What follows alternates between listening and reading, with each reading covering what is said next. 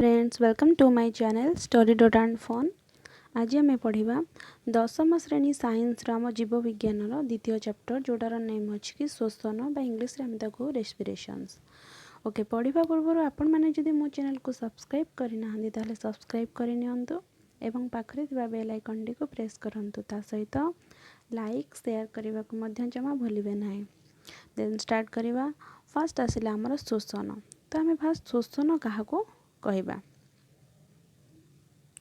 बा श्वसन कौन तुम मैंने जानिच पोषण प्रक्रिया ग्रहण करिथिबा खाद्य जीव शरीर मध्य सरल उपादान रे परिणत हुए जो गुड़ाक मनीष कौन होना जितेबाला भोक लगुच शरीर में शक्ति क्रिएट पाई से कौन कला ना खाद्य ग्रहण कला से ही खाद्य शरीर मध्य सरल उपादान रे परिणत हुए माने छोट छोट टुकड़े पैकी आम कौन ब्लड रे मिसी थाए।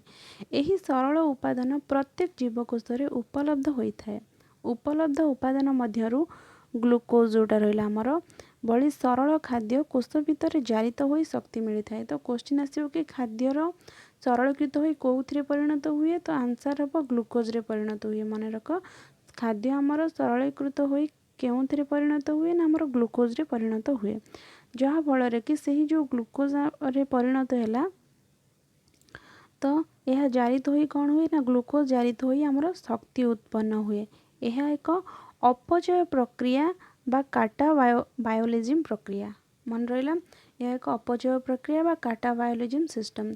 प्राप्त शक्ति प्रत्यक्ष व परोक्ष भाव में जीव को क्रियाशील कराए। जो शक्ति आमर कौन है ना क्रिएट है प्रोड्यूस है से कौन है ना जीव को मनीष हो प्राणी हो एक्सेट्रा पशु पक्षी जी भी हूँ जो बॉडी रे कौन है ना आमर ग्लूकोज जो आसिकिना जारित तो होइकिना शक्ति उत्पन्न है से शक्ति कौन है ना विभिन्न कार्य लगिला। फॉर एग्जांपल्स आमे खाइबा द्वारा कौन आम शक्ति है जहाँफल आमे आम काम करि पारले पाठ पढ़ी पारले चली पारले बुली पारले।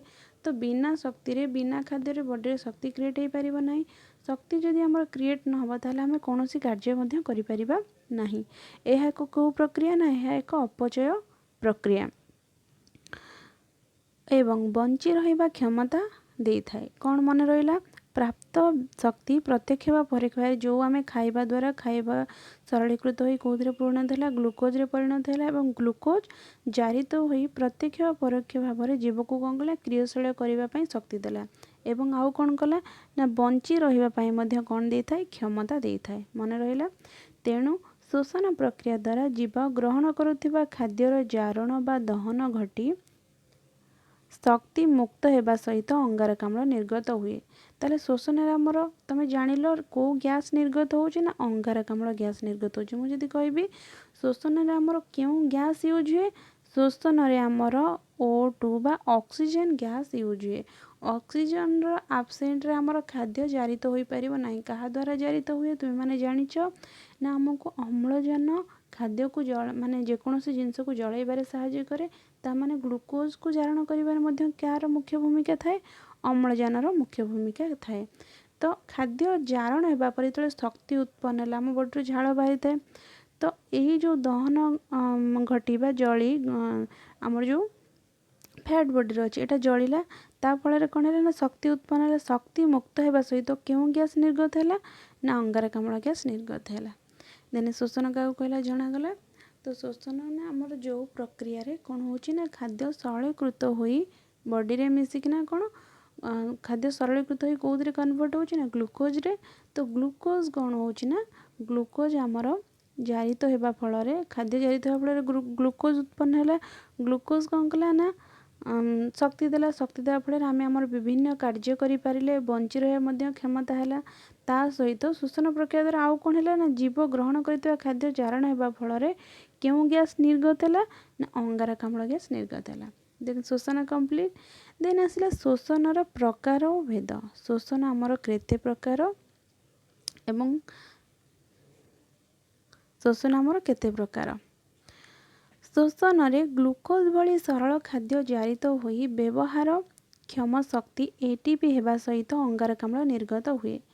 जानिल कि शोषण आम कला खाद्य जारित हो शक्ति उत्पन्न है। से जो शक्ति उत्पन्न है शक्ति कहा माध्यम बा को प्रकार रे गच्छित होई रहिला एटीपी माध्यम रे मन रख जो श्वसन रे हमर खाद्य जारित होई शक्ति उत्पन्न होला ताहा हमर एटीपी हेबा एटीपी शक्ति द्वारा कौन है गच्छित हो रहा ता सहित आउ कौन निर्गत है कहली अंगारकाम्ल निर्गत है सेमती अम्लजान उपस्थिति रे हेउतिबा शोषण को वायु उपजीवी शोषण कह जाए मन रख अम्लजान उपस्थिति रे जो शोषण हुए ताकू वायु उपजीवी शोषण कह जाए अम्लजान अनुपस्थिति रे हेउतिबा शोषण को वायु अपजीवी शोषण कह जाए मन रख उपजीवी अपजीवी जो गुड़िक जो शोषण अम्लजान उपस्थिति रे हुए ताकू आमे वायु उपजीवी शोषण कहले देन जो शोषण अम्लजान अनुपस्थिति रहला तार अपोजिटा वायु अपजीवी शोषण कहगला वायु उपजीवी शोषण रे अधिक शक्ति मिलिथिबा बेले वायु अपजीवी शोषण रे कम शक्ति मिलिथाए क्वेश्चन आसी परिबो केउ हमर केउ शोषण रे अधिक शक्ति उत्पन्न हुए वायु उपजीवी शोषण रे हमर अधिक शक्ति उत्पन्न हुए वायु अपजीवी शोषण रे हमर कम शक्ति उत्पन्न हुए देन शोषण प्रकार भेद जानलो तो ये डायग्राम दे देछि देखि दियो शोषण हमर दि भाग रे विभक्त हला गोटे हला वायु उपजीवी शोषण देन अदरटा हला हमर वायु अपजीवी शोषण ओके देन आसिला हमर कोशीय शोषण आमे कोशीय शोषण काहाकू कहिबा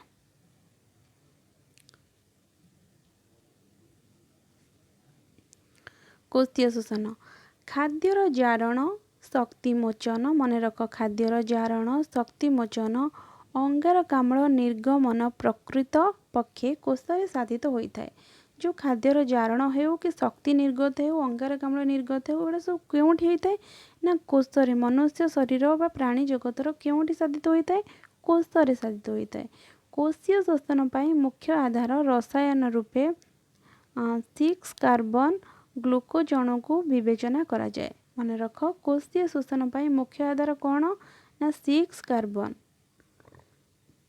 मन रहिला कोशीय शोषण पाई मुख्य आधार कौन निया जाय थाए 6 कार्बन ग्लूकोज अणु को विवेचना करा थाए 6 कार्बन द्वारा ग्लूकोज अणु को विवेचना करा जाय थाए अम्लजान उपस्थिति रे ग्लूकोज जारण हेबा द्वारा अंगारकाम्ल निर्गत हेबा सहित अधिक शक्तियुक्त विजारित अणु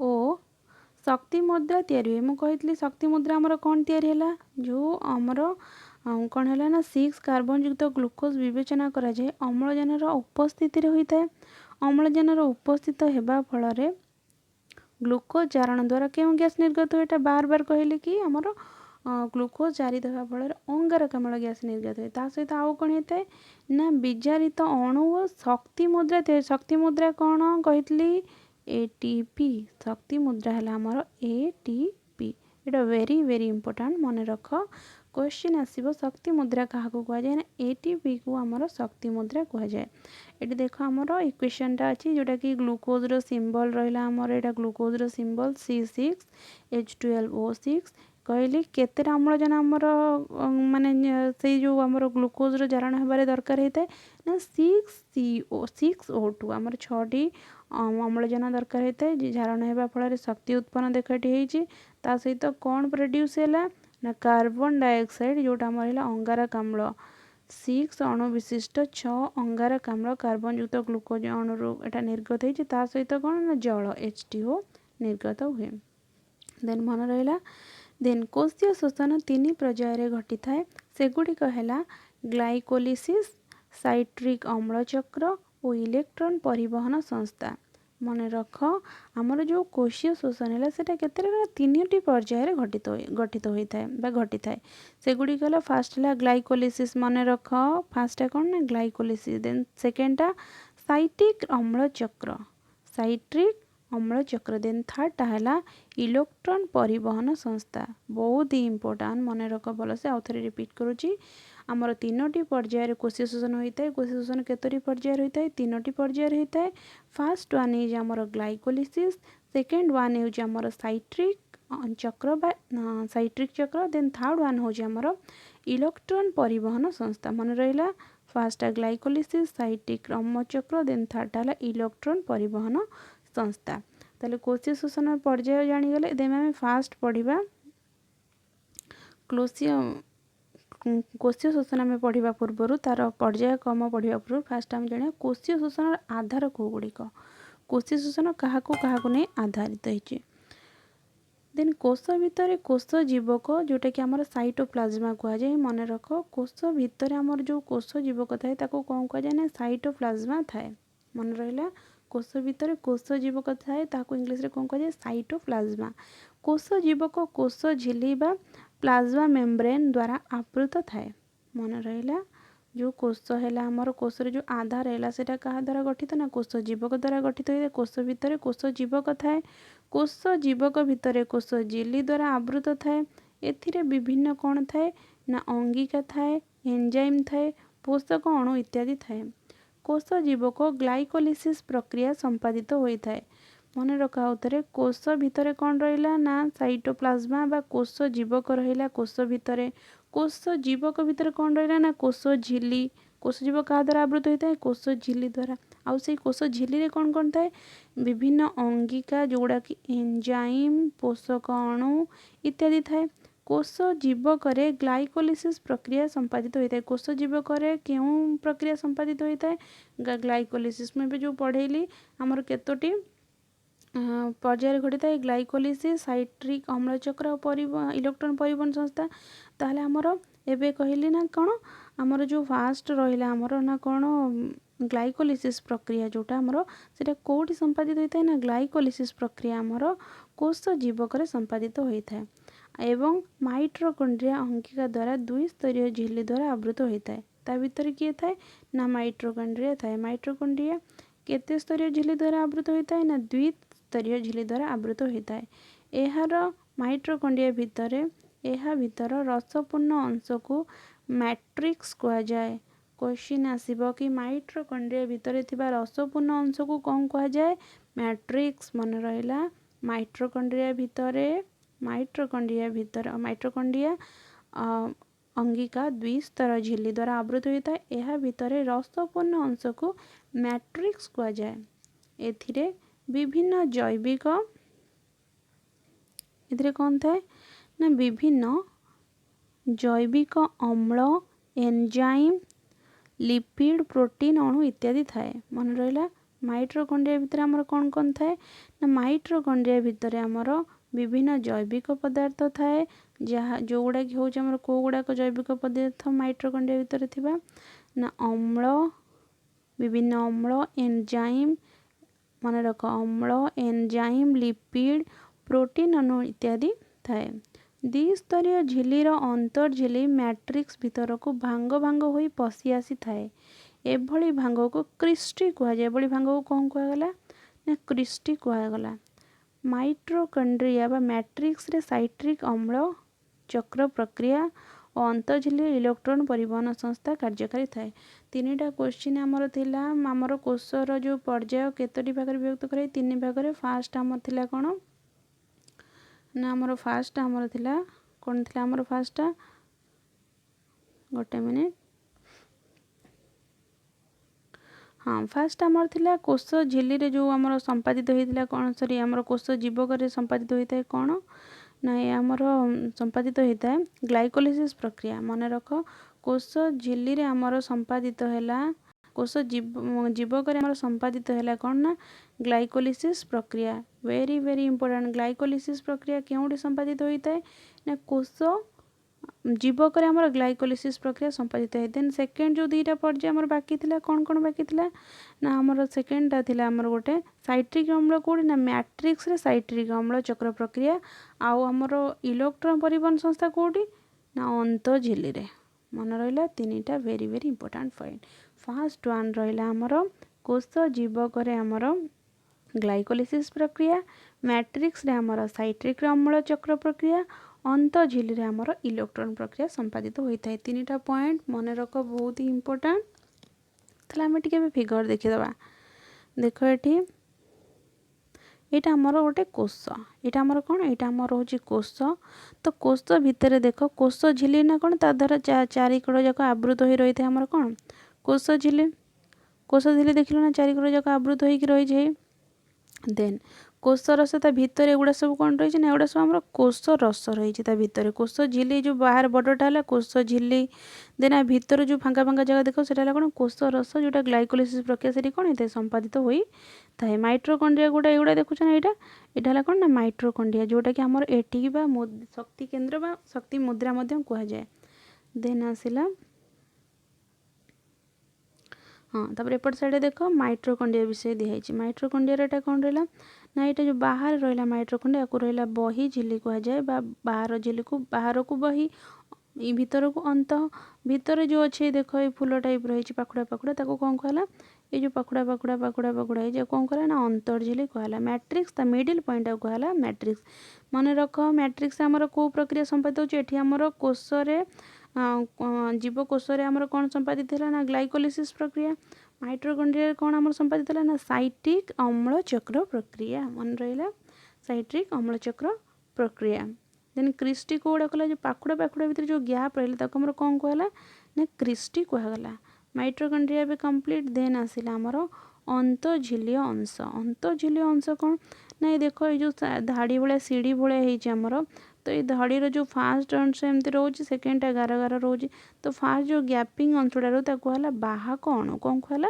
बाहक अणु यह अंतर्झिल्लीर एक अंश तो यहाँ अंतर्झिल्ली आमर को कौन संपादित होता है कहते अंतर्झिल्ली आमर इलेक्ट्रॉन परिवहन संस्था कार्य संपादित होता है ताले आमर एबे तीनोटी जो आम रहा पर्याय कौटी कौटी संपादित होता है आम जानले आम जाना ग्लाइकोलिसिस क्या कहुए जो तीन टा पर्याय विषय पढ़ले तीन टा पर्याय विषय गोटे गोटे पर्याय विषय आम डिस्क्राइब करिया जाना फास्ट आसला आमर ग्लाइकोलिसिस प्रक्रिया जोटा कि आम क्या ग्लाइकोलिसिस प्रक्रिया कह जाए कोषर कोष जीवक ग्लाइकोलिसिस प्रक्रिया हुए क्योंठी होता है बहुत ही इम्पोर्टेंट बहुत बार कहले रिपीट कले कोषर कोष जीवक आमर कौन ना ग्लाइकोलिसिस प्रक्रिया हुए यही प्रक्रिया रे कौन होता है ना ग्लूकोज अणु विघटन हो दुई सोपान परिणत होता है परिचालित होता है ग्लूकोज अणु केते ना ग्लूकोज अणु विघटन हो दुई प्रक्रिया रे आमर कौन होता है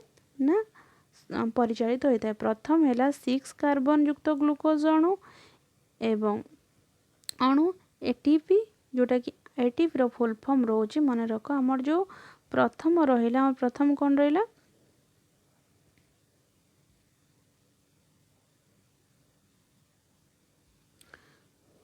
देख ये आम कौन प्रथम सोपान आम कौन ना 6 कार्बन युक्त अणु ये 6 लिखिद जो ऊपर रही 6 कार्बन युक्त ग्लूकोज अणु रहा जो थे कि एटीपी आमर बाहर एटी मैंने बुझीपारुच ना जोटा आमर शक्ति मुद्रा कहुए से कौन निर्गत है शक्ति निर्गत है तो एटीपी फुल फॉर्म कौन रहा adenosine triphosphate adenosine triphosphate very very important बहुत बार क्वेश्चन आस 10th बोर्ड रे एटीपी फुल फॉर्म कौन एडेनोसाइन ट्राइफॉस्फेट ग्रहण करी उद्दीपित हेबा द्वारा दुईटी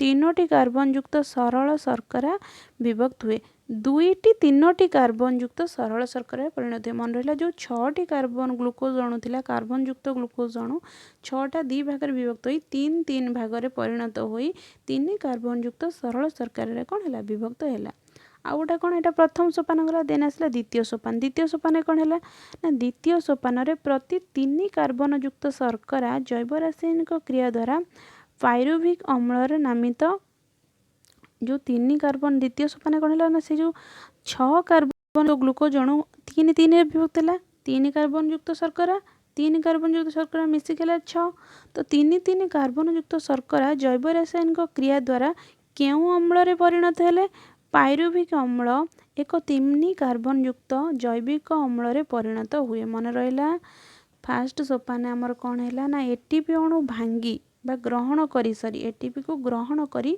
6 कार्बन अणु गुड़ाक कौन विभक्ति है ना 3 कार्बन युक्त अणुरे विभक्ति है शर्करा रे द्वितीय सोपान क्लास जो 3 कार्बन युक्त शर्करा से माने कौन प्रोड्यूस कले गोटे रासायनिक क्रिया करी से कौन बाहर कले पायरुविक अम्ल द्वितीय सोपान से माने पायरुविक अम्ल क्रिएट कले 3 कार्बन युक्त जैविक अम्ल परिणत हुए यही सोपान रे शक्ति मुद्रा बा एटीपी एवं शक्ति संपन्न बीजारित सहकारक निकोटिमाइड एडेनाइन गोटे मिनिट आमर से कहला ना एटीपी शक्ति संपर्क विजारित हो पुणी से जारित है विजारित है कि सहकारक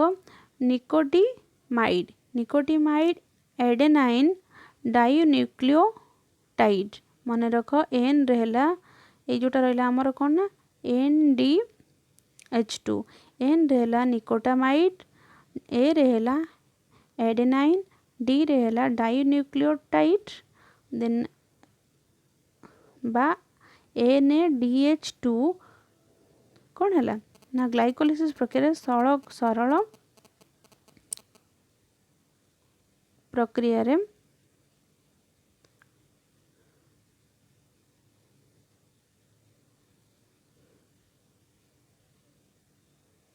हाँ प्रक्रिया कौन है उत्पन्न है तो ये चित्र सहकार दे देइछ हमर ता पूर्व आम देखीदबा टिके जो 6 कार्बन युक्त अणु एटा कौन है ना भांगी किना एटीपी रो प्रेजेंस रे विजारित होई 2 × 3 3 3 माने कौन 6 ऑब्वियसली 2 × 3 कार्बन युक्त सरल शर्करा परिणत है तापर कौन है ना एटीपी प्लस NADH2 प्रेजेंस रे जो विजारित होई पुणी 3टी कार्बन युक्त पायरुविक अम्ल रे परिणत हैला द्वितीय सोपान रे पायरुविक अम्ल प्रथम सोपान रे 6टी कार्बन युक्त अणु भांगी 3 3 रे विभक्ति हैला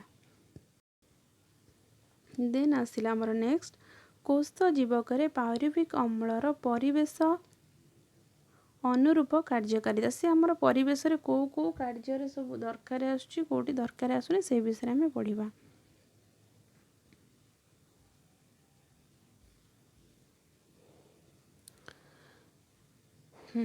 स्टार्ट करिबा देन आसिला कोष जीवक पायरुविक अम्लर परिवेशर अनुरूप कार्यकारिता कोष परिवेश रे अम्लजान मात्रा अनुजाई पायरुविक अम्ल विभिन्न जैविक क्रिया माध्यम रे परिचालित होइथाय आमर जो कोष परिवेश रहिला से कौन ना अम्लजान जेतिक परिमाण रे मात्रा अच्छी तद अनुसार पायरुविक अम्ल विभिन्न जैविक क्रिया माध्यम रे मध्य परिचालित होइथाय अम्लजान अनुपस्थित प्रथम है अम्लजान अनुपस्थित रे ईस्ट भली अणुजीव कोष रे पायरुविक अम्ल 2 कार्बन युक्त इथानल बा सुरासार रे परिणत हुए मन रख जेतबेले अम्लजान आमर न थाए अम्लजान अनुपस्थित रे कौन होता है ईस्ट गोटे कौन गोटे कबक तो अम्लजान अनुपस्थित रे ईस्ट भली अणुजीव कोष रे पायरुविक अम्ल 2 कार्बन युक्त इथानल सुरासार रे परिणत क्वेश्चन आसीबो कि अम्लजान अनुपस्थित रे कहा प्रेजेंस रे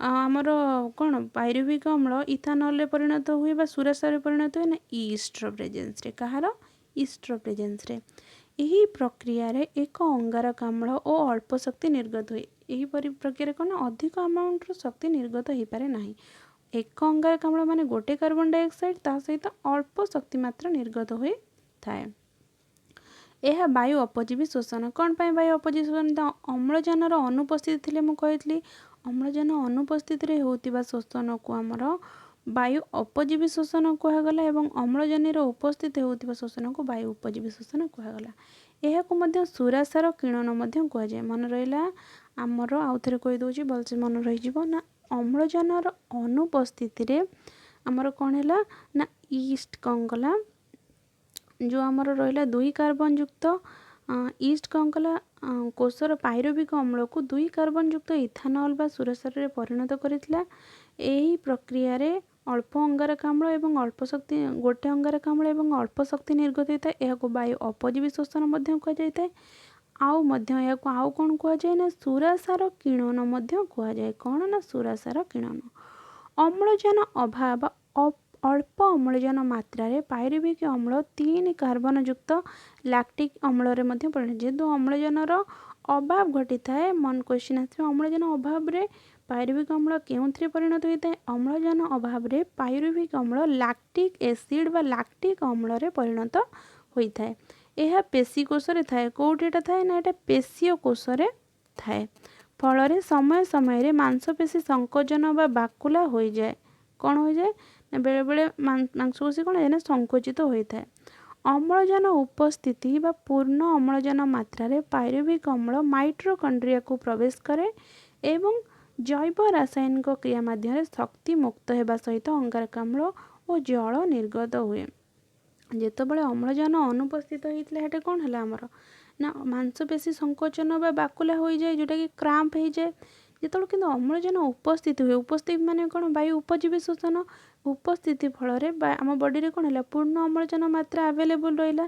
ଫଳରେ ପାଇରୁଭିକ ଅମ୍ଳ ମାଇଟ୍ରୋକଣ୍ଡ୍ରିଆ ଯେହେତୁ ଅମ୍ଳଜାନ ରହି ସେଠି ଆମର କ'ଣ ଶକ୍ତି ଉତ୍ପନ୍ନ ହେବ। ଅମ୍ଳଜାନ ପ୍ରେଜେନ୍ସରେ ଖାଦ୍ୟ କ'ଣ ହୋଇଥାଏ ଜାରଣ ଘଟିଥାଏ।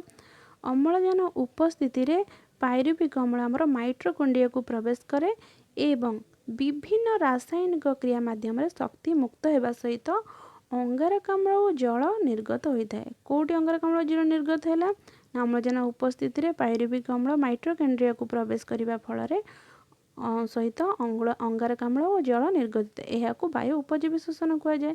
ମନେ ରହିଲା। ଯେହେତୁ ମୋର ସର୍ଟ କ୍ୱେଶ୍ଚିନ୍ ଆସିଲା ବାୟୁ ଉପଜୀବୀ ଶୋଷଣ କାହାକୁ କୁହାଗଲା ନା ଅମ୍ଳଜାନର ଉପସ୍ଥିତିରେ ହେଉଥିବା ଶୋଷଣକୁ ବାୟୁ ଉପଜୀବୀ ଶୋଷଣ କୁହାଯାଏ। ଯଦି ଡେସ୍କ୍ରାଇବ୍ କରିବାକୁ କୁହାଯାଇଥିବ ତାହେଲେ ଏଇ ପଏଣ୍ଟଟା ଲେଖିବ କ'ଣ ନା ଅମ୍ଳଜାନ ଉପସ୍ଥିତିରେ ପାଇରୁଭିକ ଅମ୍ଳ ମାଇଟ୍ରୋକଣ୍ଡ୍ରିଆକୁ ପ୍ରବେଶ କରେ ଏବଂ ବିଭିନ୍ନ ଜୈବ ରାସାୟନିକ କ୍ରିୟା ମାଧ୍ୟମରେ ଶକ୍ତି ମୁକ୍ତ ହେବା ସହିତ ଅଙ୍ଗାରକାମ୍ଳ ଓ ଜଳ ନିର୍ଗତ କରିଥାଏ, ଏହାକୁ ବାୟୁ ଉପଜୀବୀ ଶୋଷଣ କୁହାଯାଏ। ଗଟ୍ ଇଟ୍। ଦେନ୍ ନେକ୍ସଟ ଆସିଲା ଆମର ଯେଉଁ 3 କାର୍ବନ ଯୁକ୍ତ ପାଇରୁଭିକ ଅମ୍ଳ ଆମର ଏଠି ଭାଙ୍ଗିକି ଅମ୍ଳଜାନ ଅନୁପସ୍ଥିତିରେ ଇଷ୍ଟ କୋଷ ସହିତ ବାୟୁ କ'ଣ ଏଟା ଅନୁପସ୍ଥିତି ମାନେ ବାୟୁ ଅପଜୀବୀ ଶୋଷଣ, ଅମ୍ଳଜାନର ଉପସ୍ଥିତିରେ ହେଇଛି ତଳଟା ଦେଖ ମାଇଟ୍ରୋକଣ୍ଡ୍ରିଆ ବାୟୁ ଉପଜୀବୀ ଶୋଷଣ, ମଝିଟା ଯେଉଁଟା ଅମ୍ଳଜାନ ଅଭାବ ଥାଏ ସେଠି ଆମର କ'ଣ ପେଶୀୟ କୋଷ। ମନେ ରହିଲା। ଯେଉଁଠି ଅମ୍ଳଜାନ ଆମର ଅଭାବ ରହିଲା ମାନେ ଯେଉଁଠି ଟୋଟାଲ ନାହିଁ ଅମ୍ଳଜାନ ସେଠି କ'ଣ ହେଲା ମାନେ ବାୟୁ ଅପଜୀବୀ ଶୋଷଣ ହେଲା, ଯେଉଁଠିକି ଇଥାନଲ୍ ପ୍ରଡ୍ୟୁସ୍ ହେଲା। ଯେଉଁଟା ମନେ ରଖ ଏଇଟା ଯେଉଁଠି ଆମର ଅମ୍ଳଜାନ କ'ଣ ହେଲା ଅଭାବ ଘଟିଲା ସେଟା ଅନୁପସ୍ଥିତ ହେଲା ସେଠି ଆମର କ'ଣ ହେଲା ବାୟୁ ଅପଜୀବୀ ଶୋଷଣ ହେଲା। ଯେଉଁଠି ଅମ୍ଳଜାନ ଅଛି ମାତ୍ର ବହୁତ କମ୍ ପରିମାଣରେ ସେଠି ଆମର ପେଶୀୟ କୋଷଣ ହେଲା, ଯାହାଫଳରେ କି ଆମ ବଡ଼ିର କିଛି ଅଂଶ ବେଳେବେଳେ କ'ଣ ହେଇଥାଏ ଏଠି ଲାକ୍ଟିକ୍ ଅମ୍ଳ ପ୍ରଡ୍ୟୁସ୍ ହେଲା ଆଉ ଆମ ବଡ଼ିର ବହୁ ଅଂଶ ସଂକୁଚିତ ହୋଇଥାଏ। ଯେଉଁଠି ଆମର ଅମ୍ଳଜାନ ଉପସ୍ଥିତ ଥାଏ ଏଠି ମାଇଟ୍ରୋକଣ୍ଡ୍ରିଆର କାର୍ଯ୍ୟ ସମ୍ପାଦିତ ହୁଏ, ଯେଉଁଥିରେ କି ଏଠି ବି ଆମ ପ୍ରଡ୍ୟୁସ୍ ହୁଏ, ଯାହାକୁ ବାୟୁ ଉପଜୀବୀ ଶୋଷଣ ମଧ୍ୟ କୁହାଯାଏ ଆଉ ଶକ୍ତି ମଧ୍ୟ ନିର୍ଗତ ହୋଇଥାଏ ଏ ପ୍ରକ୍ରିୟାରେ। ବୁଝିପାରିଲ। ଦେନ୍ ନେକ୍ସଟ ଆସିଲା ଆମର ନେକ୍ସଟ ପର୍ଯ୍ୟାୟ ନା କ'ଣ ନା ସାଇଟିକ୍ ଅମ୍ଳ ଚକ୍ର। ନେକ୍ସଟ କ'ଣ ଆସିଲା ଆମର ସାଇଟିକ୍ ଅମ୍ଳ ଚକ୍ର। ତାହେଲେ ସାଇଟିକ୍ ଅମ୍ଳ ଚକ୍ର ଆମେ କାହାକୁ କହିବା? ସେକେଣ୍ଡ ପର୍ଯ୍ୟାୟଟା ଆମର ସାଇଟିକ୍ ଅମ୍ଳ ଚକ୍ର। ମାଇଟ୍ରୋକଣ୍ଡ୍ରିଆର ମ୍ୟାଟ୍ରିକ୍ସରେ ସାଇଟ୍ରିକ୍ ଅମ୍ଳ ଚକ୍ର ପ୍ରକ୍ରିୟା ସମ୍ପାଦିତ ହୋଇଥାଏ କହିଥିଲି। ଫାଷ୍ଟ ଆମର ଗ୍ଲାଇକୋଲିସିସ୍ ପ୍ରକ୍ରିୟା କେଉଁଠି ହୁଏ? କୋଷ ଜୀବକରେ। ସାଇଟ୍ରିକ୍ ଅମ୍ଳ ଚକ୍ର କେଉଁଠି ହୁଏ ନା ମାଇଟ୍ରୋକଣ୍ଡ୍ରିଆର ମ୍ୟାଟ୍ରିକ୍ସରେ। ଇଜିଟା ମାଇଟ୍ରୋକଣ୍ଡ୍ରିଆର ମ୍ୟାଟ୍ରିକ୍ସରେ ଆମର ସାଇଟ୍ରିକ୍ ଅମ୍ଳ ଚକ୍ର ପ୍ରକ୍ରିୟା ସମ୍ପାଦିତ ହୋଇଥାଏ। ଅମ୍ଳଜାନ ଉପସ୍ଥିତିରେ ପାଇରୁଭିକ ଅମ୍ଳ କ'ଣ କରିଥାଏ ନା ମାଇଟ୍ରୋକଣ୍ଡ୍ରିଆ ଭିତରକୁ ପ୍ରବେଶ କରିଥାଏ। ଫଳରେ ସାଇଟ୍ରିକ୍ ଅମ୍ଳ ଚକ୍ରରେ ଭାଗ ନିଏ। ଯେହେତୁ ଅମ୍ଳଜାନ ଆମର କ'ଣ କଲା ନା ମାଇଟ୍ରୋକଣ୍ଡ୍ରିଆ ଭିତରର ମ୍ୟାଟ୍ରିକ୍ସକୁ ପ୍ରବେଶ କଲା, ସେଥିପାଇଁ ସାଇଟ୍ରିକ୍ ଅମ୍ଳ ଚକ୍ର କ'ଣ କଲା ନା ଏଥିରେ ଭାଗ ନେଲା। ଏହି 2 ପର୍ଯ୍ୟାୟରେ ସମ୍ପାଦିତ ହେଲା। ଏହା କେତେ ନା 2ଟି ପର୍ଯ୍ୟାୟରେ ସମ୍ପାଦିତ ହେଲା। ପ୍ରଥମ ପର୍ଯ୍ୟାୟ ହେଲା ମାଇଟ୍ରୋକଣ୍ଡ୍ରିଆ ମ୍ୟାଟ୍ରିକ୍ସରେ ଥିବା ଏଞ୍ଜାଇମ୍ ଦ୍ୱାରା ପାଇରୁଭିକ ଅମ୍ଳ 2 ବା କାର୍ବନ ଯୁକ୍ତ ସକ୍ରିୟ ଅଣୁରେ ପରିଣତ ହୁଏ। ଯେହେତୁ ଅମ୍ଳଜାନ ମାଇଟ୍ରୋକଣ୍ଡ୍ରିଆ ଭିତରେ ଥିବା ମ୍ୟାଟ୍ରିକ୍ସ ଭିତରକୁ ପ୍ରବେଶ କରିବା ଫଳରେ କ'ଣ ହେଇଥିବ ଜାରଣ ଘଟିଥିବା ଫଳରେ ବିଭିନ୍ନ ଏଞ୍ଜାଇମ୍ ଦ୍ୱାରା ପାଇରୁଭିକ ଅମ୍ଳ 2 କାର୍ବନ ଯୁକ୍ତ ସକ୍ରିୟ ଅଣୁରେ ପରିବର୍ତ୍ତନ ହେଲା। ତା ଫଳରେ କ'ଣ ହେଇଥାଏ ନା ଅଙ୍ଗାରକାମ୍ଳ ନିର୍ଗତ ହେଲା। କ'ଣ ହେଲା ନା ଅଙ୍ଗାରକାମ୍ଳ ଆମର କ'ଣ ହେଲା ନା ନିର୍ଗତ ହେଲା। ଏହି ପର୍ଯ୍ୟାୟରେ NaDH2 ସଂଶ୍ଳେଷିତ ହୋଇଥାଏ। ଏ ପର୍ଯ୍ୟାୟରେ କ'ଣ ହେଇଥାଏ ନା NaDH2 ସଂଶ୍ଳେଷିତ ହୋଇଥାଏ। ଏଠି ଦେଖ ଦେଇଦେଇଛି ପୁରା ଫିଗର ଭଲସେ। ଆମର ଯେଉଁ ପାଇରୁଭିକ ଅମ୍ଳ ରହିଲା ଆମର କ'ଣ ରହିଲା ନା ଆମର ଯେଉଁ ପାଇରୁଭିକ ଅମ୍ଳ ଚକ୍ର ରହିଲା ଦେଖିଦିଅ। এই ଯେଉଁ ପାଇରୁଭିକ ଅମ୍ଳ ଆମର 2ଟା ପର୍ଯ୍ୟାୟରେ ସମ୍ପାଦିତ ହେଲା। ଗୋଟେ ହେଲା ପ୍ରଥମ ପର୍ଯ୍ୟାୟରେ କ'ଣ ଆଉ ଗୋଟେ ହେଲା NaDH2 plus carbon dioxide 2 carbon ଯୁକ୍ତ ସକ୍ରିୟ ଅଣୁ ସାଇଟ୍ରିକ୍ ଅମ୍ଳରେ ପରିଣତ ହେଲା। ପ୍ରଡ୍ୟୁସ୍ କ'ଣ ହେଲା ନା ଅଙ୍ଗାରକାମ୍ଳ ଆମର ନିର୍ଗତ ହେଲା। ତାପରେ ଜୈବିକ ଅମ୍ଳ ଯେଉଁ ଆମର ରହିଲା ଜୈବିକ ଅମ୍ଳ ପୁଣି ସାଇଟ୍ରିକ୍ ଅମ୍ଳ ଜୈବିକ ଅମ୍ଳରୁ କନଭର୍ଟ ହେଲା। ପୁଣି କ'ଣ ଆମର ରିଲିଜ୍ କଲା ସେ ନା କାର୍ବନ ଡାଇଅକ୍ସାଇଡ଼ ତା ସହିତ ATP NaDH2 ପୁଣି ଜୈବିକ ଅମ୍ଳରେ କନଭର୍ଟ ହେଲା। ଜୈବିକ ଅମ୍ଳରେ କନଭର୍ଟ ହେଇସାରିଲା ପରେ FADH2 ନିର୍ଗତ କଲା। ପୁଣି ଜୈବିକ ଅମ୍ଳରେ କନଭର୍ଟ ହେଲା। ପୁଣି ଜୈବିକ ଅମ୍ଳରେ କନଭର୍ଟ NaDH2 ଦେନ୍ ऑक्सालोएसेटिक अम्ल क्रिएट कला। तो ये टोटाल प्रक्रिया को आमर कौन कहला साइटिक अम्ल चक्र बा रेखांकित अभ्यास जो रही कौन साइटिक अम्ल चक्र जो थे कि आमर जैविक अम्ल गुड़ाक केमी धीरे धीरे परिवर्तन हो रिलीज सहित कौन है आमर कार्बन अणु को सक्रिय करुच्ची से कौन है ये डिस्क्राइब करा जापर आमर कौन रहा ना ये जो संश्लेषित है NaDH2 द्वितीय पर्यायर कौन है ना साइटिक अम्ल द्वितीय पर्यायर कौन है ना साइट्रिक अम्ल चक्र ग्राहक अणु 4 कार्बन युक्त ऑक्सालोएसेटिक अम्ल ऑक्सालोएटिक अम्ल 2 कार्बन युक्त सक्रिय अणु ग्रहण कर 6 कार्बन युक्त साइट्रिक अम्ल परिणत है। क्वेश्चन आसब ऑक्सैलिक एसिड आमर कौटी प्रोड्यूस होता है ना ऑक्सैलिक एसिड आमर कौटी ना माइट्रोकॉन्ड्रिया आमर प्रोड्यूस होता है जोटा कि आमर एटीपी अणु। तो यहाँ कौटी संपादित है ना द्वितीय पर्यायर यहाँ माइट्रोकॉन्ड्रिया ही संपादित होता है। साइटिक अम्ल चक्रकार विभिन्न जैविक अम्ल परिवर्तित होगा सहित शेष ग्राहक अणु OAA को पुनरुत्पादन कराए।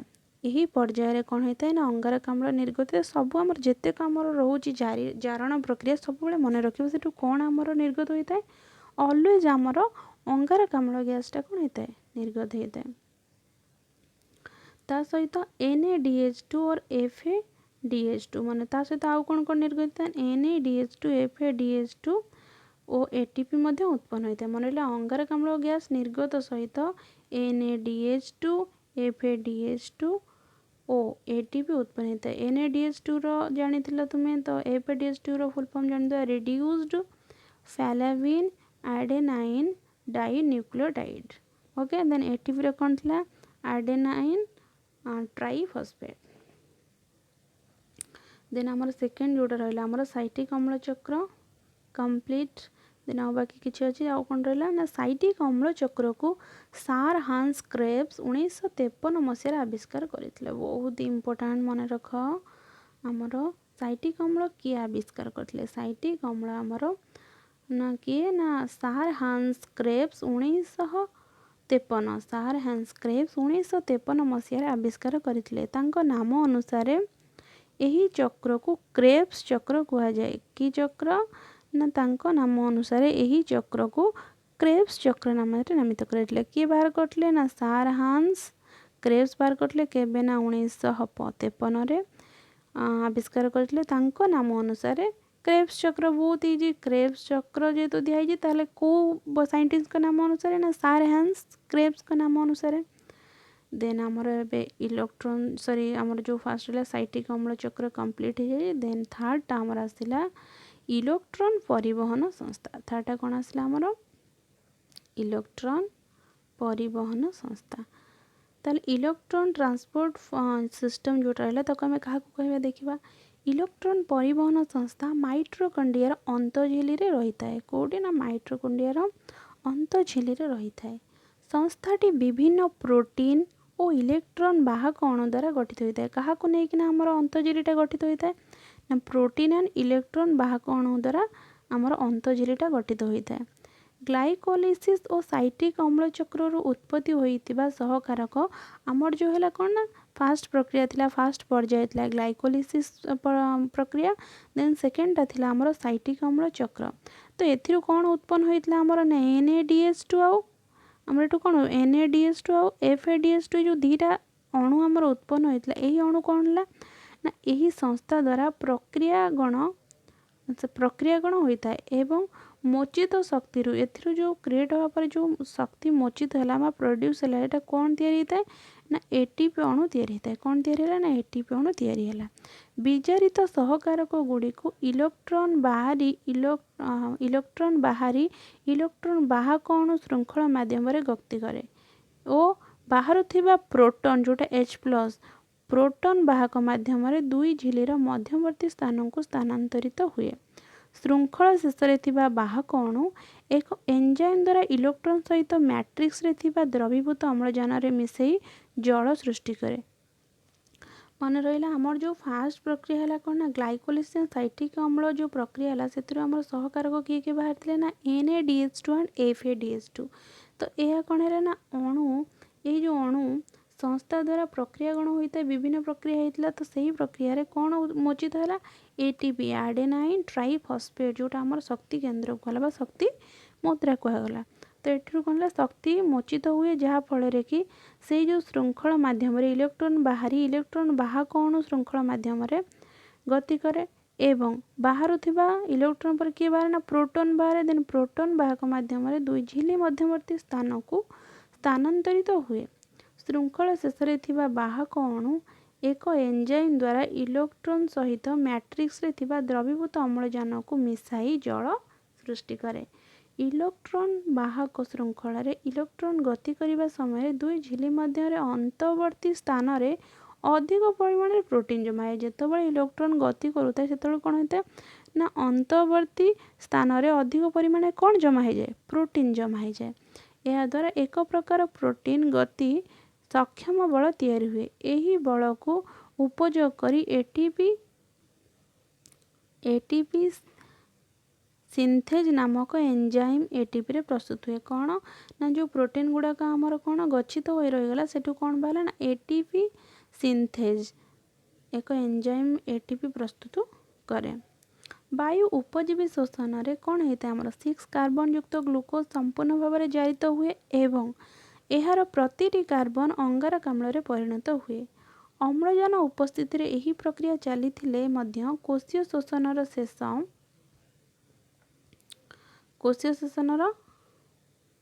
शेष सोपान रे अम्लजान व्यवहृत हुए। ग्लूकोज अणुटी वायुर उपजीवी शोषण रे 38 एटीपी अणु देता है। मन रख बहुत बहुत इम्पोर्टाट एटा कौन ना 38 एटीपी 38 एटीपी अणु देता है कि ना ग्लूकोज अणु जो वायु उपजीवी शोषण में व्यवहृत है जितेबाला भी आम वायु उपजीवा ऑक्सीजन प्रेजेंस रे आम ग्लूकोज अणुटी वायु उपजीवी शोषण में परिणत हुए से केतोटी एटीपी अणु दिए 38 एटीपी अणु देता है किंतु वायु अपजीवी शोषण में मात्र 2टी एटीपी अणु। एटा देख पड़ो question Etah fill in the blanks पढ़ी पारे ना मल्टीपल चॉइस पढ़ी पारे। तो कौन पड़ो ना आमर वायु उपजीवी शोषण में केतोटी अणु बाहरी था वायु उपजीवी शोषण आमर 38 एटीपी अणु बाहरी थाए एवं वायु अपजीवी शोषण में आमर 2टी एटीपी अणु बाहरी थाए। देन ये देखो आम डिफरेन्स दे देछि पार्थक्य दर्शाओ वायु अपजीवी शोषण एंड वायु उपजीवी शोषण। वायु उपजीवी शोषण क्या कह ना अम्लजान उपस्थिति जोटा हो वायु उपजीवी शोषण कह वायु अपजीवी अम्लजान आवश्यकता नथिबो जो अनुपस्थित होतिबो। तो वायु उपजीवी शोषण में केतोटी एटीपी अणु बाहर ना वायु अपजीवी शोषण उपजीवी शोषण आमर 38 एटीपी अणु उत्पन्न होता है। सेहीपरि वायु अपजीवी शोषण में बहुत कम शक्ति उत्पन्न होता है जो 2टी एटीपी अणु उत्पन्न होता है। देन वायु अपजीवी शोषण में अंगारक अम्ल एवं जल मुक्त होता है किंतु वायु अपजीवी शोषण में इथानल सुरासार लैक्टिक अम्ल सृष्टि होता है। देन IV पॉइंट वायु उपजीवी शोषण में कौन होता है ना ये ग्लूकोज संपूर्ण जारण होता है। ग्लूकोज कौन होता है संपूर्ण जारण जहाँफल कि शक्ति उत्पन्न अधिक शक्ति उत्पन्न होता है किंतु वायु अपजीवी शोषण में ग्लूकोज असंपूर्ण जारण होता है जहाँफल कि कम शक्ति उत्पन्न होता है। तो अम्लजान और अंगारक अम्लर सांद्रता खाद्य उपादान परिमाण तापमात्रा और कोशरे विपाचकर उपस्थिति परी विभिन्न कारक शोषण क्रिया नियंत्रित करिथांती। मन रहा आमर जो अम्लजान और अंगारक अम्लर सांद्रता खाद्यर उपादान परिमाण रे अम्लजान अंगारक अम्लर कौन कौन रहा सांद्रता खाद्य उपादान परिमाण तापमात्रा कोशरे विपाचकर उपस्थिति परी विभिन्न कारक शोषण क्रिया को कौन करता है नियंत्रण करता है। मन रहा किए शोषण को नियंत्रण करता है 2 मार्क्स पड़ो किए शोषण को नियंत्रण करता है ना अम्लजान और अंगारक अम्लर सांद्रता खाद्य उपादान परिमाण तापमात्रा कोशर विपाचकर उपस्थिति परी विभिन्न कारक शोषण को कौन करता है शोषण क्रिया को नियंत्रण करता है। देन आसला आमर जीव शोषण। देन नेक्स्ट आसला आमर कौन जीव शोषण। जीव शोषण क्या कहवा କୋଷୀୟ ଶୋଷଣ ପାଇଁ ଗ୍ଲୁକୋଜ ଭଳି ସରଳ ଶର୍କରା କ୍ରିୟାଧାର ଦରକାର ଥାଏ। କୋଷୀୟ ଶୋଷଣ ଆମର କ'ଣ ଥାଏ ନା ଶର୍କରା କ୍ରିୟାଧାର ବା ଶର୍କରା ଜାତୀୟ ଜିନିଷ ଆମର କ'ଣ କରିଥାଏ ଦରକାର ହୋଇଥାଏ। କ୍ୱେଶ୍ଚିନ୍ ଆସିବ ଜୀବ ଶୋଷଣରେ କ'ଣ ଅଧିକ ପରିମାଣ ଦରକାର ହୋଇଥାଏ ଶର୍କରା ଜାତୀୟ ଖାଦ୍ୟ। ଜୀବ ଗ୍ରହଣ କରୁଥିବା ଜୈବିକ ପୋଷକ ଶରୀରରେ ସରଳୀକୃତ ହୋଇ ପ୍ରତ୍ୟେକ କୋଷକୁ ଯାଇଥାଏ। ଜୀବ ଯେଉଁ ଖାଦ୍ୟ ଖାଇଲା ତାହା ସରଳୀକୃତ ହୋଇ କ'ଣ ହେଲା ପ୍ରତ୍ୟେକ କୋଷକୁ ଗଲା ବ୍ଲଡ଼ରେ ମିଶିକି। ମଣିଷ ଶରୀରରେ ଏହା ପାଚକ ପ୍ରଣାଳୀ ଓ ଉଦ୍ଭିଦ ଶରୀରରେ ପ୍ରତ୍ୟେକ କୋଷ ବା କେତେକ ନିର୍ଦ୍ଦିଷ୍ଟ କୋଷରେ ଏହି ଖାଦ୍ୟ ସରଳକରଣ ପ୍ରକ୍ରିୟା ଘଟିଥାଏ। ଆମେ ଯେକୌଣସି ଖାଦ୍ୟ ଖାଇଲେ ଫର୍ ଏକ୍ଜାମ୍ପଲ୍ ଆମେ ରାଇସ୍ ଖାଇଲେ ବା ଭାତ ଖାଇଲେ ସେଇଟା କ'ଣ ହେଲା ଆମ ବଡ଼ିରେ ଗଲା ଡାଇଜେସନ୍ ପାଇଁ ଆମ ବଡ଼ିରେ ଯେତେବେଳେ ପ୍ରେଜେଣ୍ଟ ରହିଲା ଆମର କ'ଣ ରାସାୟନିକ ପଦ୍ଧତିରେ ଆମ ବଡ଼ି ସେଠି ଆମର ସଲଫ୍ୟୁରିକ୍ ଏସିଡ଼ ଆମର ଯେଉଁ ହାଇଡ୍ରୋକ୍ଲୋରିକ୍ ଏସିଡ଼ ଆସିଲା ଅଗ୍ନାଶୟରେ ଆମର କ'ଣ ପ୍ୟାନକ୍ରିଆଟିକ୍ ଜୁସ୍ ଆସିଲା। ତ ଏଗୁଡ଼ା ସବୁ କ'ଣ ହେଲା ନା ଆମର ଅଗ୍ନାଶୟରେ ସବୁ ପ୍ରକାର ଲିକ୍ୱିଡ଼ ମିଶି ଧୀରେ ଧୀରେ ଖାଦ୍ୟ କ'ଣ ହେଲା ଡାଇଜେସିଭ୍ ସିଷ୍ଟମ୍ରେ ଆମର କ'ଣ ହେଲା ଖାଦ୍ୟ ଧୀରେ ଧୀରେ ଡାଇଜେଷ୍ଟ ହେଲା ବା ସରଳୀକୃତ ପଦାର୍ଥରେ ପରିଣତ ହେଲା। ତ ସରଳୀକୃତ ପଦାର୍ଥରେ ପରିଣତ ହେବା ବେଳେ କ'ଣ ହେଲା ଆମ ବଡ଼ିର ସବୁ କୋଷକୁ ଧୀରେ ଧୀରେ ଗଲା। ତ ସେହିପରି ମଣିଷ ଶରୀର ଯେମିତି ହୋଇଥାଏ ତ ଏଇଟା ଉଦ୍ଭିଦ ଶରୀର ମଧ୍ୟ ସେହିପରି ହୋଇଥାଏ। ପ୍ରତ୍ୟେକ କୋଷ ବା କେତେକ ନିର୍ଦ୍ଦିଷ୍ଟ କୋଷରେ ଏହି ଖାଦ୍ୟ ସରଳୀକରଣ ପ୍ରକ୍ରିୟା ଘଟିଥାଏ। ସବୁଠାରୁ ଗୁରୁତ୍ୱପୂର୍ଣ୍ଣ ବିଷୟ ହେଉଛି କ'ଣ ନା ଉଦ୍ଭିଦ ଓ ପ୍ରାଣୀ ଶରୀରରେ ହେଉଥିବା ବାୟୁ ଉପଜୀବୀ ଶୋଷଣ କ୍ରିୟାରେ ବ୍ୟବହୃତ ଅମ୍ଳଜାନ ଯୋଗାଣ। ସବୁଠାରୁ ଇମ୍ପୋର୍ଟାଣ୍ଟ କ'ଣ ନା ଉଦ୍ଭିଦ ଓ ପ୍ରାଣୀ ଶରୀରରେ ହେଉଥିବା ଯେଉଁ କ'ଣ ନା ବାୟୁ ଉପଜୀବୀ ଶୋଷଣ କ୍ରିୟାରେ ବ୍ୟବହୃତ ଅମ୍ଳଜାନ ଯୋଗାଣ। ଜୀବ ପରିବେଶରୁ କ'ଣ ଗ୍ରହଣ କରିଥାଏ ଅମ୍ଳଜାନ ଗ୍ରହଣ କରିଥାଏ। ଜୀବ ପରିବେଶରୁ ଅମ୍ଳଜାନ ଗ୍ରହଣ କରିଥାଏ। ବାୟୁ ଉପଜୀବୀ ଶୋଷଣ କ୍ରିୟାରେ ଅମ୍ଳଜାନ ଗ୍ରହଣ କ୍ରିୟା ଏକ ଅବିଭେଦ୍ୟ ଅଂଶ। ଆମର ଅମ୍ଳଜାନ ଯେ ନ ରହିବ ନା ବାୟୁ ଉପଜୀବୀ ଶୋଷଣରେ ଯେଉଁ ଆମର ରହୁଛି କ'ଣ ନା କ୍ରିୟାରେ ଅମ୍ଳଜାନ ଗ୍ରହଣ କରାହେଉଛି କ'ଣ ପାଇଁ ନା ଜୀବ ପରିବେଶରୁ ଅମ୍ଳଜାନ ଗ୍ରହଣ କରୁଥିବାରୁ ଅଧିକ ପରିମାଣରେ ଶକ୍ତି ନିର୍ଗତ ପାଇଁ ଜୀବ ପରିବେଶରୁ ଅମ୍ଳଜାନ ଗ୍ରହଣ କଲା ଶ୍ୱାସ ପ୍ରଶ୍ୱାସ କ୍ରିୟାରେ ଯାହାଫଳରେ ବାୟୁ ଉପଜୀବୀ ଶୋଷଣ ଆମର କ'ଣ ସମ୍ପାଦିତ ହେଲା। ଅମ୍ଳଜାନ ଗ୍ରହଣରେ ଉଦ୍ଭିଦ ଓ ପ୍ରାଣୀ ମଧ୍ୟରେ କ'ଣ ଦେଖାଗଲା ନା ଭିନ୍ନତା ଦେଖାଗଲା। କ'ଣ ଦେଖାଗଲା ତେଣୁ ଉଦ୍ଭିଦ ଓ ପ୍ରାଣୀର ଅମ୍ଳଜାନ ଗ୍ରହଣ ପ୍ରକ୍ରିୟା ବ୍ୟାଖ୍ୟା ହେବା ଦରକାର। ମାନେ ଉଦ୍ଭିଦ ଯେଉଁ ଟାଇମ୍ରେ ଅମ୍ଳଜାନ ଗ୍ରହଣ କରୁଛି କ'ଣ ହେଲା ନା ପ୍ରାଣୀ ଜଗତ ମଧ୍ୟ ସେଇ ଟାଇମ୍ରେ ଅମ୍ଳଜାନ ଗ୍ରହଣ କଲା ନାହିଁ। ତାହେଲେ କେତେବେଳେ ଗ୍ରହଣ କଲା ଦେଖିନେବା ଟିକେ ନା ଉଦ୍ଭିଦ ବିସରଣ ପ୍ରକ୍ରିୟା ମାଧ୍ୟମରେ ପରିବେଶରୁ ବାୟୁରେ ଥିବା ଅମ୍ଳଜାନ ଗ୍ରହଣ କରେ। ବହୁତ ଇମ୍ପୋର୍ଟାଣ୍ଟ ମନେ ରଖ ଉଦ୍ଭିଦ କେଉଁ ପ୍ରକ୍ରିୟାରେ ବିସରଣ ପ୍ରକ୍ରିୟାରେ ବାୟୁମଣ୍ଡଳରୁ ଅମ୍ଳଜାନ ଗ୍ରହଣ କରିଥାଏ। ଟିସ୍ୟୁଯୁକ୍ତ ବିଭେଦନ ହୋଇନଥିବା ନିମ୍ନମାନର ପତ୍ରବିହୀନ ଉଦ୍ଭିଦ ନିଜ ଶରୀରରେ ଉପରିସ୍ଥ କୋଷ ମାଧ୍ୟମରେ ପରିବେଶରୁ ଅମ୍ଳଜାନ ଯୁକ୍ତ ବାୟୁ ସିଧାସଳଖ କେଉଁ ପଦ୍ଧତିରେ ବିସରଣ ପଦ୍ଧତିରେ ଗ୍ରହଣ କରିଥାଏ। ମାତ୍ର ପତ୍ରଯୁକ୍ତ ସବୁଜ ଉଦ୍ଭିଦ ପତ୍ରରେ ରହିଥିବା ସ୍ତୋମ ବା ଷ୍ଟୋମାଟା ମାଧ୍ୟମରେ ପରିବେଶରୁ ଅମ୍ଳଜାନ ଗ୍ରହଣ କରିଥାଏ। ଯେଉଁ କଅଁଳିଆ କଅଁଳିଆ ଗଛ ଆମର ରହିଲା ବା ପରିବେଶରେ ଥିବା ଉଦ୍ଭିଦ ଯେଉଁ ଆମର ରହିଲା କ'ଣ ନା ଉପରିସ୍ଥ କୋଷ ମାଧ୍ୟମରେ ପରିବେଶରୁ ଅମ୍ଳଜାନ ଯୁକ୍ତ ବାୟୁମଣ୍ଡଳକୁ କ'ଣ ବିସରଣ ପଦ୍ଧତିରେ ଗ୍ରହଣ କରିଥାଏ।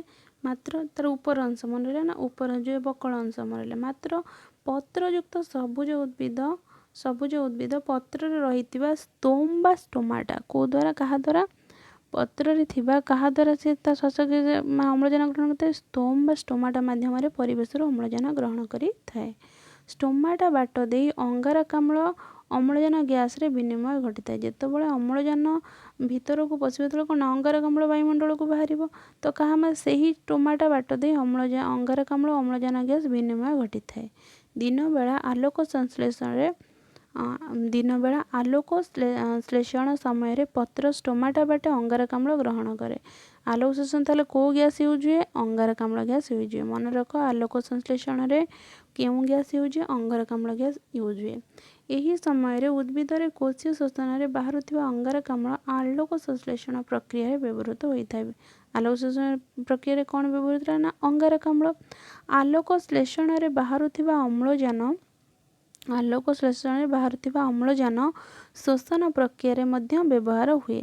ଷ୍ଟୋମାଟା ମାଧ୍ୟମରେ ଗୃହୀତ ହୋଇଥିବା ଅମ୍ଳଜାନ ଗୋଟିଏ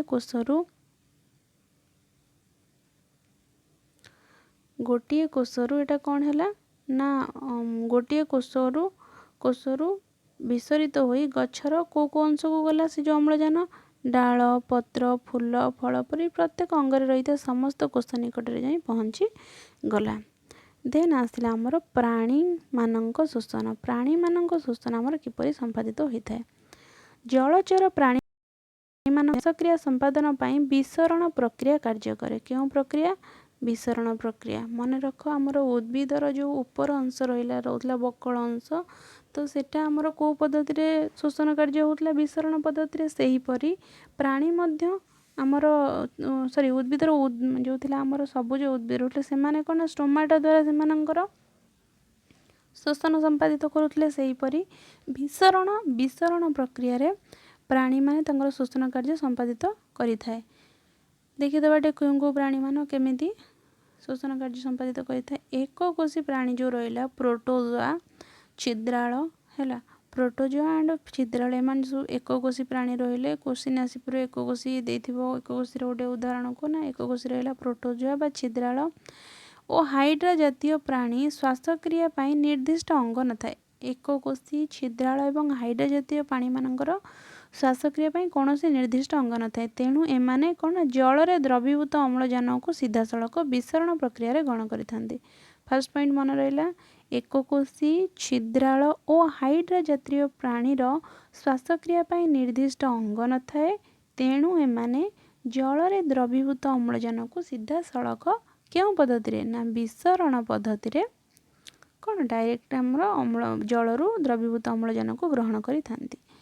देन नेक्स्ट पॉइंट आसला आमर नेक्स्ट पॉइंट कौन ना ये फास्ट एक कोशी पड़ा। देन आसला जिया जोक बेंग चर्म द्वारा श्वासक्रिया करिथांती। एमाने को द्वारा जिया जोक और बेंग एमाने कहा द्वारा ना चर्म द्वारा श्वासक्रिया करिथांती। ओदा चर्म बाट दे वायुमंडल रे मुक्त अम्लजान द्रवीभूत होई शोषण रे व्यवहृत होता है। मन रहिला फास्ट पॉइंट आमर कौन थिला ना आमर जो रहिले एक कोशी छिद्राळ हाइड्रा प्राणी श्वासक्रिया केमती करथांते ना विसरण पद्धति रे द्रवीभूत अम्लजान को सीधा सड़क जलरू ग्रहण करिथांती। सेकंड पॉइंट कौन आसला ना जिया जोक बेंग चर्म द्वारा श्वासक्रिया करि पारंती। क्यों चर्म ना ओदा चर्म बाट दे वायुमंडल मुक्त अम्लजान द्रवीभूत होई शोषण रे व्यवहृत हुए। देन बेंग जिया कथा गला। देन बेंग कथा पढ़िया। बेंग मुख गहर बा फुसफुस द्वारा मध्य श्वासक्रिया करे। से कौन ना तार ओदा चर्म द्वारा श्वासक्रिया करे ता सहित मध्य मुख गहर और फुसफुस द्वारा मध्य बेंग श्वासक्रिया करिथाए। शीत सुप्ति समय रे बा शीत दिने शीत सुप्ति समय रे बा शीत दिने बेंग चर्म द्वारा ही श्वासक्रिया करिथाए। कहा द्वारा ना चर्म द्वारा श्वासक्रिया करे। सेहीपरि असरपा परी कीट पतंग मान श्वासरंध्र असरपा कहा द्वारा श्वासरंध्र द्वारा मध्य देई अम्लजान शरीर मध्य को प्रवेश करे। देन आसला नेक्स्ट पॉइंट तापरे आसला आमर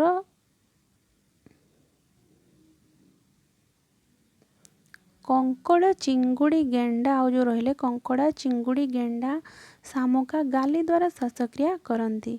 यह माछर गाली ठारू भिन्न। यह कौन ना माछर गाली ठारू भिन्न थाए मात्र यह गाली द्वारा एमाने कौन करती श्वासक्रिया करिथांती। सेहीपरि साप पारा बतक बादुड़ी मनुष्य आदि प्राणी माने कहा द्वारा ना फुसफुस बा लंग्स द्वारा श्वासक्रिया करिथांती।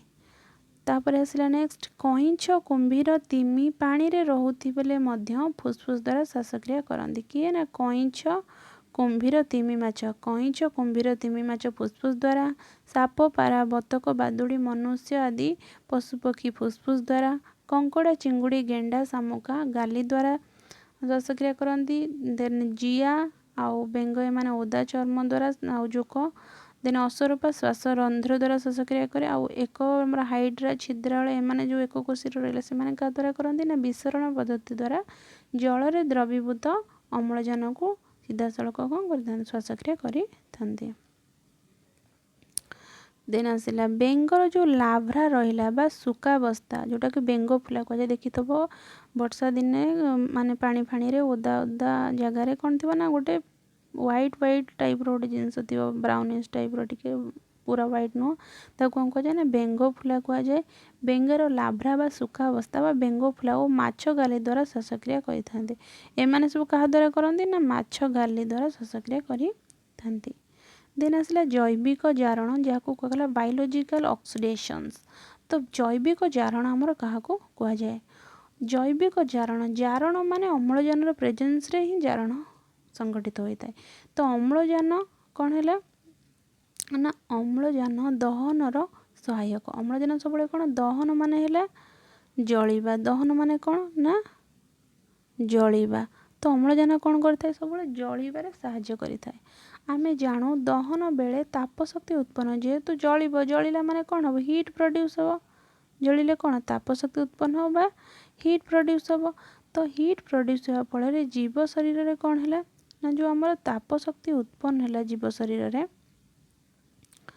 ना यही भली दहन प्रक्रिया को जैविक जारण कहगला। जो थे आम तापशक्ति उत्पन्न है ताको कौन कहला ना जैविक जारण बा इंग्लिश रे कहगला बायोलोजिकल ऑक्सीडेशंस। एथिपाई केतेक एंजाइम आवश्यक पड़ता है। जीवकोशर कोष जीवक और माइटोकॉन्ड्रिया एभली एक एंजाइम थाए। जीवकोशर कोष जीवक और माइटोकॉन्ड्रिया एभली अनेक एंजाइम मान थाए जोटा कि आमर तापशक्ति निर्बोध होगा फल कौन होता है प्रोड्यूस होता है। सेगुड़िक सहयोग जैव रासायनिक प्रक्रिया द्वारा खाद्यर शक्ति उत्पन्न हुए।